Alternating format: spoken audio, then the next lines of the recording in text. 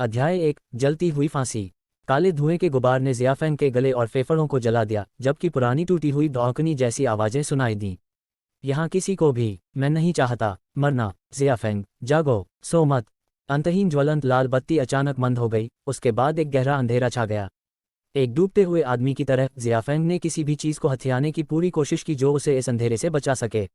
उसी समय उगते सूरज की तरह उसके सामने एक लाल बत्ती दिखाई दी। उस रोशनी में ज़ियाफेंग ने महसूस किया कि उसकी ताकत थोड़ी ठीक हो रही है, इसलिए उसने प्रकाश के करीब आने के लिए सख्त संघर्ष किया। एक कदम आगे बढ़ने के बाद ज़ियाफेंग ने देखा कि रोशनी तेज और तेज होती जा रही है, जो धधकते लाल से शुद्ध सफ़ेद में बदल रही है। प्रकाश में अंधेरा पूरी तरह से फंस गया था और एक सेकंड में पूरी तरह से नष्ट हो गया था। ज़ियाफेंग अचानक वापस बैठ गया और अब बड़े प्रयास से हौंफ रहा था। अपने सपने में एक भयानक आग के धुएं ने उसे प्रतिरोध के सभी साधनों को खो दिया था, जिससे वह कुछ भी करने में असमर्थ था, लेकिन असहाय होकर जमीन पर लेट गया और आग की लपटों को खा जाने का इंतजार करने लगा। जैसे किसी भूत द्वारा विवश किया गया हो। वह जानता था कि वह एक बुरे सपने में है, लेकिन वह खुद को जगा नहीं सका। सपना इतना वास्तविक था कि ज़ियाफेंग को ठीक होने में काफ़ी समय लगा। जब उसका तेजी से धड़कता हुआ दिल शांत हो गया, तो उसे आखिरकार याद आया कि वह पूरी रात स्कूल के पुस्तकालय में अपने निबंध पर काम कर रहा था। कोई आश्चर्य नहीं कि मैंने आग के बारे में सपना देखा था। मैं इन दिनों व्यावहारिक रूप से अपना जीवन यहाँ जला रहा हूँ, ज़ियाफेंग ने खुद को आत्महीन तरीके से सोचा। जब वह खुद को जगाया और सभी संदर्भ पुस्तकों को इकट्ठा करने और छात्रावास में वापस जाने वाला था, तो ज़ियाफेंग उसके सामने अजीब और अकल्पनीय दृश्य से दंग रह गया। जैसे सिर पर वार किया गया, वह चौंक गया और उसका दिमाग खाली हो गया। सभी अच्छी दिखने वाली लकड़ी की मेजें चली गईं। संदर्भ पुस्तकों, कागज़ की पांडुलिपियों और लैपटॉप के ढेर नहीं थे। केवल एक चीज़ बची थी, वह एक पुराना काला कंबल था जिसमें ढीले धागों से उसे ढक दिया गया था। वह पुस्तकालय की कुर्सी पर बैठने के बजाय वास्तव में एक संकरे लकड़ी के बिस्तर पर बैठा था। मैं कहाँ हूँ? इस स्थिति में ज़ियाफेंग जैसा व्यक्ति भी, जो अपेक्षाकृत शांत और धीमा था, महसूस कर सकता था कि चीज़ें गलत हो रही हैं। भले ही उसे आग में पकड़कर अस्पताल भेज दिया गया हो, लेकिन यह जगह निश्चित रूप से अस्पताल जैसी नहीं थी। आसपास भी नहीं। झटके से उसकी धड़कन तेज हो गई। उसने चारों ओर देखा और अपने पैरों पर खड़े होने की कोशिश की, लेकिन जैसे ही उसने अपने पैर जमीन पर रखे, चक्कर आना और कमजोरी की भावना उसके चारों ओर फैल गई और उसे लगभग जमीन पर गिरा दिया। ज़ियाफेंग जल्दी से बाहर पहुंचा और अपना संतुलन बनाए रखने के लिए बिस्तर के हैंडल को पकड़ लिया। उसका चेहरा पीला पड़ गया था और उसका दिल बहुत तेजी से धड़क रहा था। वह अभी अभी त्वरित दृष्टि से परिवेश से अवगत था। यह एक छोटी सी झोंपड़ी थी। लकड़ी के बिस्तर सहित एक लकड़ी की मेज थी जो संभवतः किसी भी क्षण गिर सकती थी, दो अपेक्षाकृत ठीक दिखने वाले मल और उसमें एक छेद वाला एक टोकरा। जर्जर लकड़ी के दरवाजे के दूसरी तरफ एक चूल्हा लटका हुआ था, उसके नीचे एक पुराना चूल्हा था। काफी देर तक आग पर काबू पाया जा सका था। नीचे सिर्फ मिर्ची की चिंगारी पड़ी थी। उसे सब कुछ अजीब लग रहा था। ज़ियाफेंग को पता नहीं था कि वह कहाँ है। कमजोरी और चक्कर आना उसे भी बहुत परेशान कर रहा था।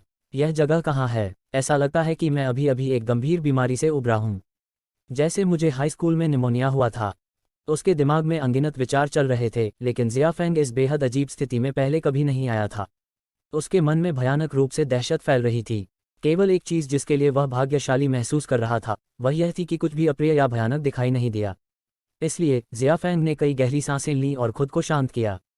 तभी झोंपड़ी के बाहर से एक जोर का शोर आया। चुड़ैल को जलाए। एड्रॉन कैथेड्रल एक चुड़ैल को जलाने जा रहा है। हर कोई, उस लानत चुड़ैल को राख में जला दो। उस अजीबोगरीब लहजे में डर और उत्तेजना आपस में घुल मिल गई थी। ज़ियाफेंग अपनी घबराहट से विचलित हो गया था और उत्सुक महसूस कर रहा था। उसने मन ही मन सोचा, चुड़ैल? पृथ्वी पर यह संसार क्या है? एक वयस्क के रूप में ज़ियाफेंग निश्चित रूप से महसूस कर सकता था कि वहाँ कुछ बुरा होने वाला था। लेकिन दरवाजे से अचानक टकराने की आवाज़ से उसका विचार टूट गया। एक 12-13 साल का लड़का दौड़ता हुआ आया। लुसियन, भूरे बालों वाला लड़का, अपने घुटनों तक पहुंचने वाले लिनन के कपड़े पहने हुए, बिस्तर के पास खड़ा था और आश्चर्य से बोला, तुम जाग रहे हो? सुख है। लड़के के पूरी तरह से अलग अलग स्टाइल के कपड़ों को देखते हुए ज़ियाफेंग ने अनजाने में अपना सिर हिलाया। उसके गंदा दिमाग में एक हास्यास्पद विचार उठा, लुसियन, विच, कैथेड्रल, बन, क्या मैं एक अलग दुनिया में हूँ या किसी अन्य आयाम में भी हूँ?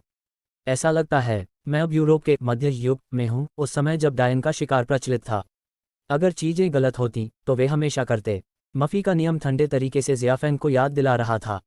लड़के के बालों का रंग और उसके कपड़े सब उसके अनुमान का सबूत थे। ज़ियाफेंग सहज रूप से इस अज्ञात भाषा को समझ और बोल सकता था, लेकिन वह एक भाषाविद होने से बहुत दूर था, इसलिए वह यह भी नहीं बता सकता था कि वे किस तरह की भाषा बोल रहे थे। छोटा लड़का, जिसके चेहरे पर कई धूल भरे काले निशान थे, जब उसने ज़ियाफेंग के अजीब व्यवहार को देखा तो उसे बिल्कुल भी आश्चर्य नहीं हुआ। माँ ने मुझ पर विश्वास नहीं किया।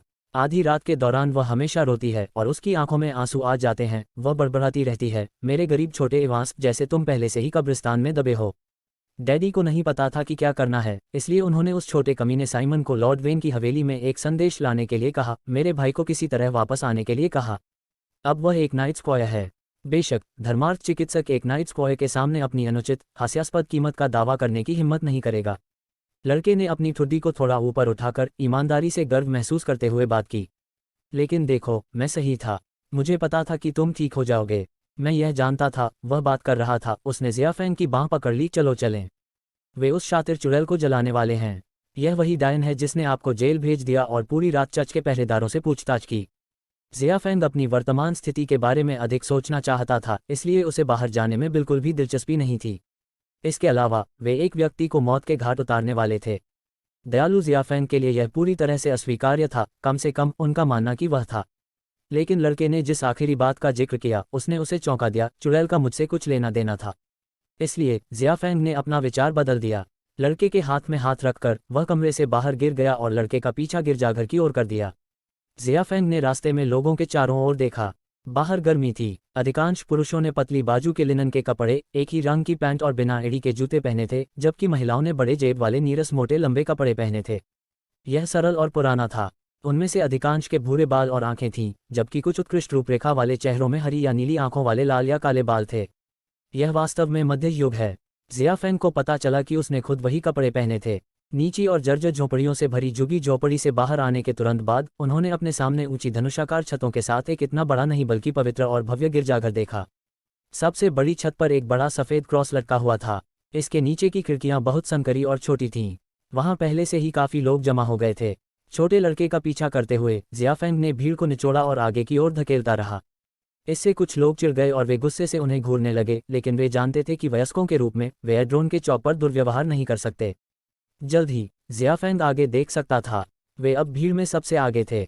चौक के बीच में एक 20 वर्षीय पीला सामना करने वाली सुंदर महिला एक काले वस्त्र में एक लकड़ी के क्रॉस से बंधी हुई थी। लोग चिल्लाते, शपथ खाते और उस पर थूकते हुए पत्थर और लकड़ी के टुकड़े फेंक रहे थे। भाड़ में जाओ, शापित चुड़ैल! उद्धरण चिन्ह। आप चाहते थे कि एड्रॉन में हर कोई मर जाए। मेरी गरीब ट्रेसी, वह कई महीने पहले मर गई। आपकी वजह से होनी चाहिए। शैतान! काले लबादे में औरत को कई बार चोट लगी, लेकिन उसने बिना किसी कराह के अपने हल्के और पतले होंठों को कसकर बंद कर लिया। वहां मूर्ति की तरह खड़े होकर उसने भीड़ को देखा। भीड़ के सामने एक अधेड़ उम्र का आदमी खड़ा था, जो एक बैगी सफ़ेद सुनहरा कढ़ाई वाला वस्त्र पहने हुए था, जिसके सिर पर एक सफ़ेद बेरी और हाथों में एक सफ़ेद क्रॉस था। वह गंभीर और सम्मानजनक दिखने के साथ हर समय चुप रहा। उसके पीछे कई पुरुष और महिलाएं खड़े थे। उन सभी ने एक जैसे साफ सुथरे सफ़ेद वस्त्र पहने हुए थे। चौक पर गरीब और गंदी भीड़ के एकदम विपरीत खड़े उनके चेहरे ताज़ा और गुलाबी थे। सफ़ेद वस्त्रों के पीछे चेनमेल में बख्तरबंद पहरेदारों की एक शक्तिशाली पंक्ति थी। अधेड़ आदमी ने अपनी जेब घड़ी की ओर देखा और आगे बढ़ गया।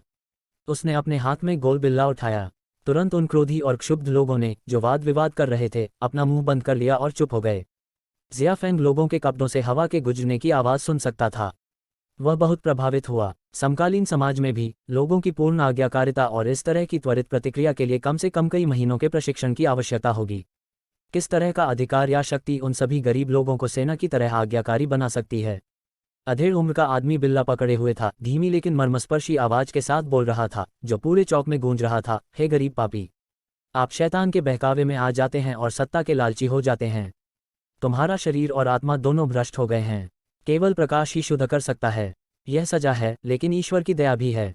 उसे जला दो, उसे जला दो! लोगों की चीखें एक साथ इकट्ठा होने लगीं और जोर जोर से चिल्लाने लगीं। उसी समय कट्टर लोगों के जोर जोर से रोने के दृश्य ने ज़ियाफैंग को सिहर उठा दिया। अगर वे जानते थे कि वह वास्तव में दूसरी दुनिया से आया है, तो लुसियन, या कहें ज़ियाफैंग, जिसकी आत्मा पर दानव का कब्जा था, अगली बार फांसी पर चढ़ा होगा। इससे पहले कि प्रकाश तुम पर छाए, उस व्यक्ति ने दयालु तरीके से पूछा, अपने पापों को स्वीकार करो। ईमानदारी से तपस्या आपकी आत्मा को बचा सकती है। तब तुम्हारी आत्मा स्वर्ग में चढ़ जाएगी जहां परमेश्वर रहता है। काले लबादे में औरतें अचानक पागलों की तरह हंसने लगीं। उनकी आवाज़ बहुत दमदार थी। मैं जो खोज रहा हूं वह जादू का असली रूप है, भगवान का असली रूप नहीं। मुझे जलाओ, मैं देखूंगा कि तुम्हारा स्वर्ग नष्ट हो रहा है और तुम्हारा गिरजाघर आपकी लपटों में धराशायी हो गया है। पागल, दुष्ट! उसने बिशप को शाप दिया।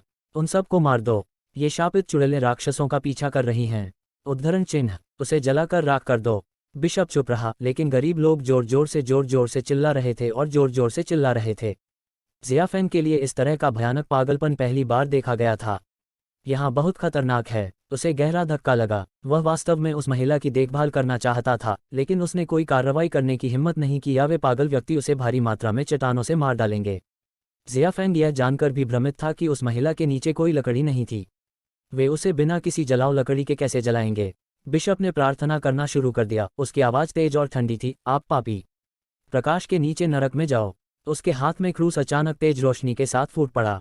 प्रकाश इतना चमकीला था कि सभी ज़ियाफेंग एक सफ़ेद द्रव्यमान को देख सकते थे। यह ऐसा था जैसे बिशप एक छोटे से सूरज को पकड़े हुए था, गंभीर, शुद्ध और भव्य दिख रहा था। छोटे लड़के सहित सभी ने अपना सिर नीचे किया और प्रार्थना करने लगे। प्रकाश की किरणें इकट्ठी हुईं और अचूक नीले आकाश में कुशलता से उड़ गईं। जब वह छत पर पहुंचा तो प्रकाश वापस परावर्तित हो गया और सीधे फांसी के फंदे पर गिर गया। भीषण लाल लपटें एक व्यक्ति की ऊंचाई से भी अधिक भड़क उठीं और महिला को भस्म कर गईं। वह हंसी और पागलपन से शाप दिया, आग की लपटों में मैं तुम्हारे चतुर स्वर्ग को नष्ट होते देखूंगा। आग की लपटों में मैं आपके भगवान के शानदार घर को ढहते हुए देखूंगा। आग की लपटों में मैं तुम्हें लोगों को हमेशा के लिए बिगड़ते हुए देखूंगा। उसकी रोमांचक चीखें और शाप हर किसी के कानों में तब तक बज रहे थे जब तक कि वह जलकर राख नहीं हो गई।